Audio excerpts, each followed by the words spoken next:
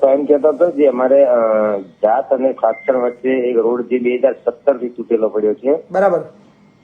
2017 પૂર આવ્યું તો એ સામે હાલની તારીખમાં એ લોકો ખાલી આમને મેટર નોખીને જતો કર્યો, નથી રપટ બનાવ્યો નથી પુલ બનાવ્યો.